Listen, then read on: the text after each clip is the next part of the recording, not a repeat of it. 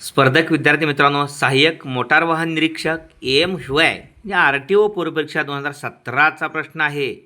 पहा, माशाच्या नमुन्याची मापने पुढील प्रमाणे दिली आहेत. त्याच्या डोक्याची लांबी 9 सेमी आहे. त्याचे डोके व शेपटी यांच्या दरम्यानच्या शरीराची लांबी डोके व शेपटी यांच्या लांबीच्या बेरजेइतकी आहे. शेपटीची लांबी डोके आणि डोके व शेपटी यांच्या दरम्यानच्या शरीराच्या लांबीच्या 1/4 यांच्या बेरजेइतकी आहे. तर माशाची एकूण लांबी दर्शवणारा पर्यायामध्ये कोणता आहे पाहूया. मग आपण माशाच्या शेपटीची लांबी 1 मानली, माशाच्या डोक्याची लांबी 9 दिलेली आहे. मग माशाचे डोके आणि शेपटी यांच्या दरम्यानच्या शरीराची लांबी 1 + 9.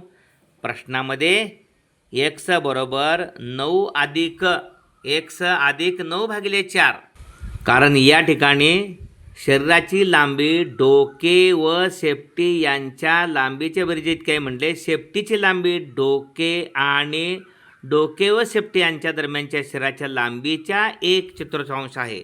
म्हणून या ठिकाणी x अधिक 9/4. x या ठिकाणी माशाच्या शेपटीची लांबी काढायची आहे.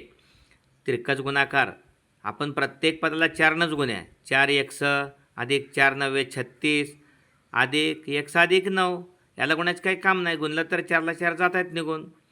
4x 1 मागं आले. 4x वजा x बरोबर 36 × 9 = 45. 4x मधनं x गेले 3x बरोबर 45. xला 45ला 3 भागलं 15 × 3 = 45. शेपटीची लांबी 15. आणि म्हणून माशाची एकूण लांबी डोक्याची लांबी अधिक डोके आणि शेपटी यांच्या दरम्यानची लांबी आणि शेपटीची लांबी डोक्याची लांबी 9 दिल्या. डोके आणि शेपटी यांच्या दरम्यानची लांबी 1 अधिक 9 आणि शेपटीची लांबी x. xची किंमत 15 आल्या. 15 आणि 15 30. 9 9 18 अधिक 30 बरोबर 48 लांबी आहे. 48 सेमी.